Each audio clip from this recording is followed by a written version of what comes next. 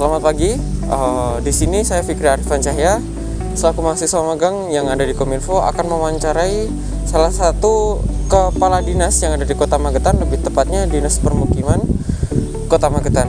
Dengan siapa saya berbincang saat ini, Pak? Ya, dengan Elmi Kurniarto. Oke, Pak Elmi. Nah, kita kan sama-sama tahu ya, Pak ya, setelah pandemi ini banyak sekali aturan-aturan new normal yang berlaku. Nah, di alun-alun Kota Magetan ini aturan new normalnya itu kira-kira seperti apa ya, Pak? Ya, terima kasih Mas Fikri ya. Iya. Jadi begini Mas Fikri, kita tahu kita sudah mengalami masa pandemi di rumah saja itu hampir lebih dari 3 bulan ya. Oke. Artinya ternyata setelah 3 bulan pun kita harus berdamai dengan pandemi ini. Iya. Jadi kita harus memulai tata kehidupan baru yang kita namakan new normal tadi. Termasuk dengan kawasan terbuka yang kita kelola, yaitu alun-alun ini. Jadi alun-alun ini dari dulu menjadi tempat favorit seluruh masyarakat Magetan untuk melakukan kegiatan olahraga, sekedar jalan-jalan, jogging, sepeda dan lain-lain. Karena masa pandemi ini juga alun-alun sudah kita tutup sejak awal, jadi 3 bulan yang lalu. Iya. Jadi sudah kita tutup total untuk kegiatan apapun, semua aktivitas kita larang ada di alun-alun. Mulai 2 minggu yang lalu, kira-kira tanggal 11 Juni, ini sudah kita mulai uji coba pembukaan alun-alun dengan menggunakan protokol penanganan dan percepatan penanganan COVID-19 ya.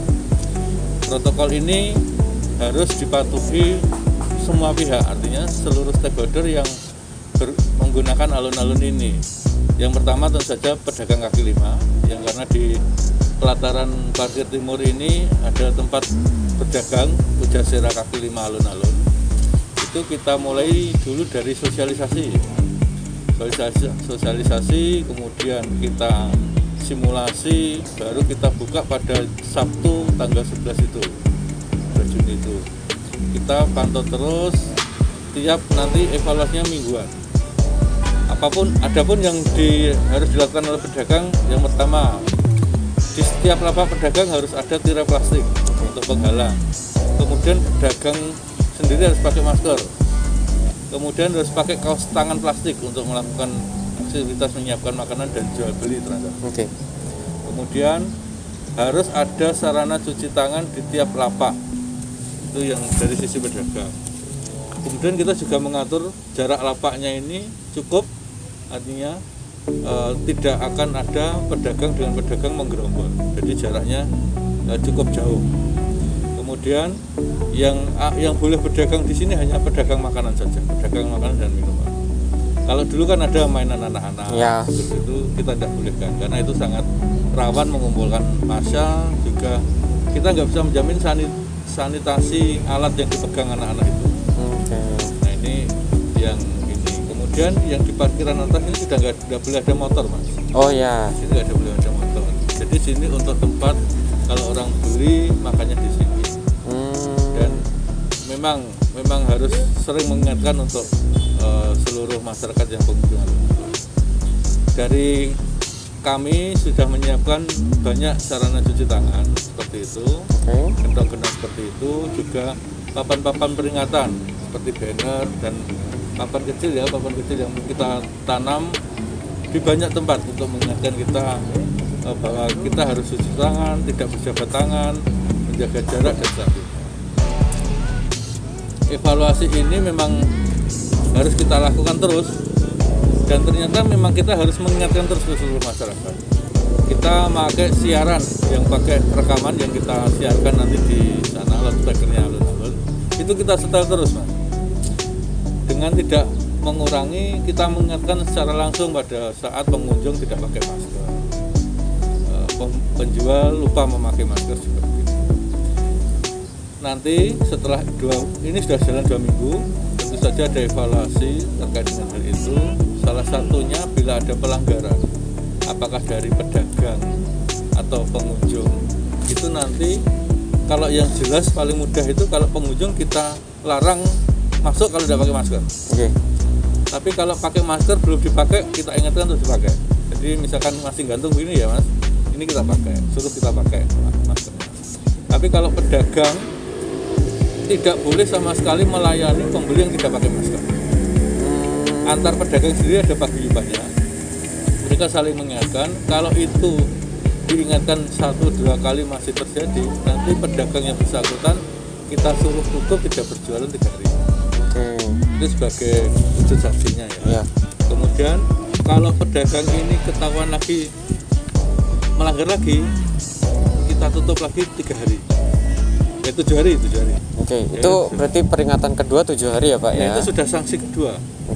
Jadi kalau itu terjadi lagi, karena di sini ada paguyuban, kalau terjadi lagi sampai 3 kali, alun-alun ini akan kita tutup lagi.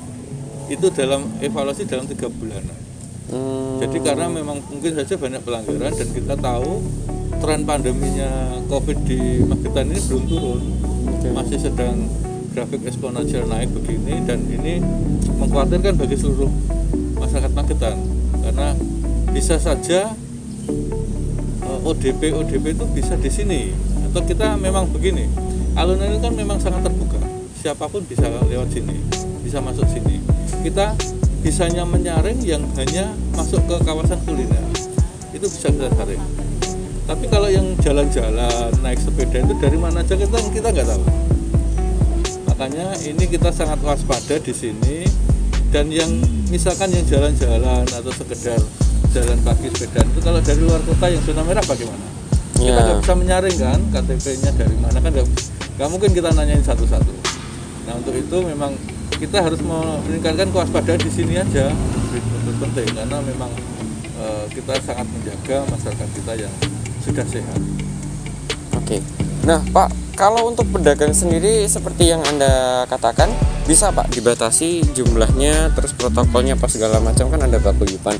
Nah kalau untuk pengunjungnya sendiri Pak, sebenarnya ada nggak sih apa pembatasan atau sanksi yang nantinya akan diberlakukan ketika sudah masuk alun-alun, mereka melepas masker, melakukan kegiatan tanpa ada physical distancing, atau bagaimana, kira-kira ada sanksi atau gimana Pak? Kalau yang jelas kalau udah pakai masker nggak boleh di sekitar alun-alun, kita suruh pergi. Tapi kalau yang lupa memakai masker kita selalu ingatkan. Yang jelas selama dia nggak pakai masker, kita nggak membolehin di sekitar alun-alun. Kalaupun lupa pakai masker, dia tidak boleh melakukan transaksi jual beli dengan pedagang. Karena gini, prinsipnya kan saling melindungi. Pedagang sendiri kan pengen sehat. Nah pada saat itu dia harus mengingatkan pembelinya, Mas, Dek, pakai masker gitu. Karena dia kan nggak pengen tertular kan, itu prinsipnya. Jadi itu yang harus dipahami. Nah, untuk sejauh ini Pak, sarana dan prasarana yang sudah disiapkan menurut jenengan apa sudah sangat memadai atau ada kekurangan? Kalau sarana prasarana saya kira sudah cukup. Yang penting ini kan pembiasaan ke seluruh masyarakat. Yang kita butuhkan sekarang penegakan disiplin. Kami mengingatkan karena kami hanya pengelola lingkungannya ya. Yang dibutuhkan itu penegakan oleh aparat yang berwenang. Karena kalau kita nggak berseragam, kita mengingatkan itu kadang juga nggak diindahkan. Ya, benar. Makanya kita menghimbau lewat rekaman, lewat tulisan itu hampir tidak ada artinya kalau masyarakat sendiri nggak sadar. Mungkin hanya sekedar dibaca saja. Tapi kalau pada saatnya sekarang itu harus diingatkan secara keras dengan sanksi. Bangga diingatkan dengan teman-teman kita yang aparat begitu, nanti akan lebih patuh.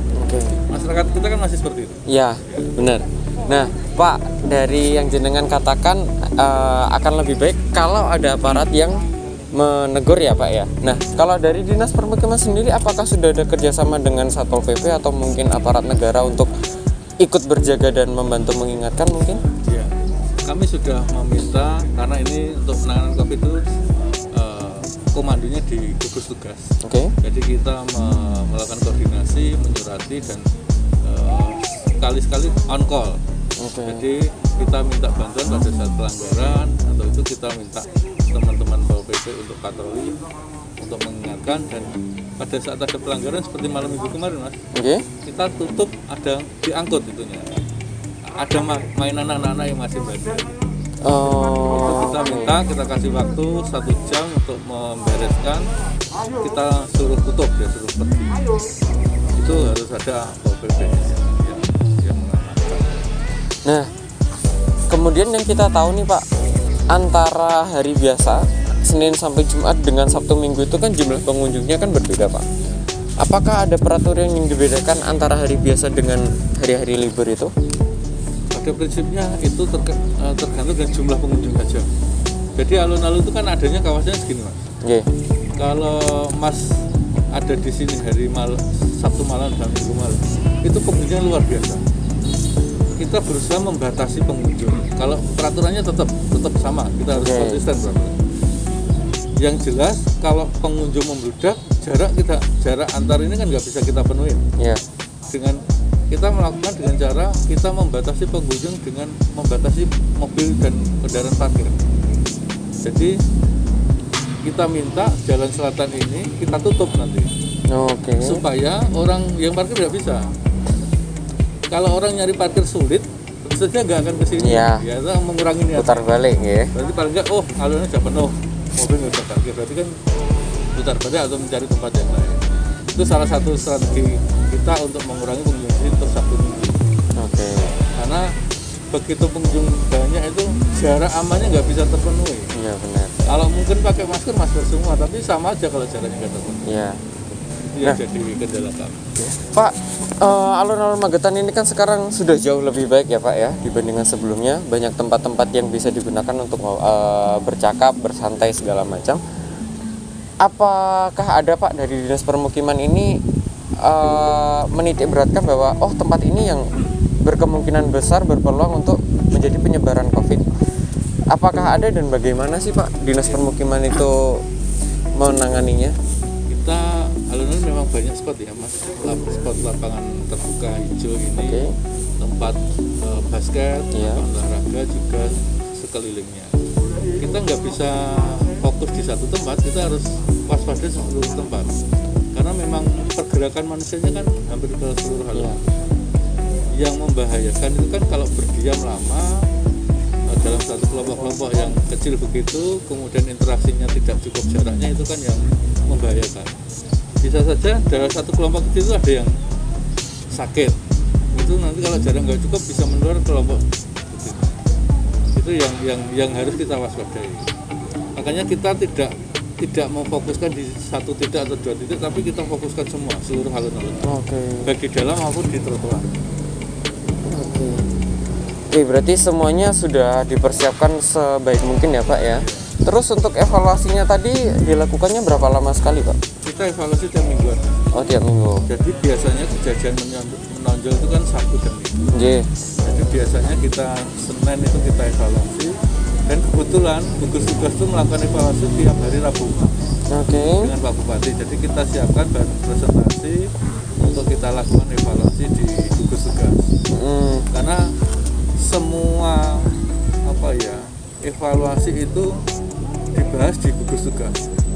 Termasuk kita waktu dulu mau membuka ini, kita mengajukan proposal asesmen ke gugus tugas. Apa yang kita siapkan, mereka ketentuannya apa, kita penuhi apa, kemudian kita simulasikan, dievaluasi gugus tugas, cukup silahkan melakukan uji coba, silahkan. Jadi semua keputusannya di gugus tugas. Berarti alasan pemerintah membuka pun juga sudah disetujui ya Pak ya dari gugus tugas. Nah Pak, selaku Kepala Dinas Permukiman nih Pak, ada nggak sih pesan-pesan yang ingin jenengan sampaikan untuk warga Magetan khususnya yang mau datang ke alun-alun ini? Iya, begini, jadi masyarakat Magetan harus paham dan sadar dulu bahwa kita tuh masih dalam masa pandemi Corona atau COVID-19 itu ya. Kita semua harus melindungi diri kita sendiri. Jadi kalau beraktivitas khususnya di alun-alun yang memang sudah kita buka untuk uji coba, supaya melindungi diri sendiri dan keluarganya melalui dengan memakai masker, selalu memakai masker. Kemudian sering cuci tangan kalau menyentuh barang-barang yang disentuh oleh orang lain. Kemudian saling menjaga jarak dengan kelompok yang lain. Kemudian sebisa mungkin tidak berdiam diri di waktu lama di satu titik, kalau bisa berpindah-pindah gitu aja. Karena itu akan mengurangi risiko terkena paparan virus. Oke. Terima kasih Pak. Nah begitu teman-teman, buat warga Magetan ya, khususnya yang mau datang ke alun-alun, ingat pesan dari Pak Elmi tadi, jangan lupa pakai masker dan tetap jaga kebersihan dan jaga kesehatan masing-masing. Gitu saja dari kami, terima kasih. Assalamualaikum warahmatullahi wabarakatuh. Dit, minta tolong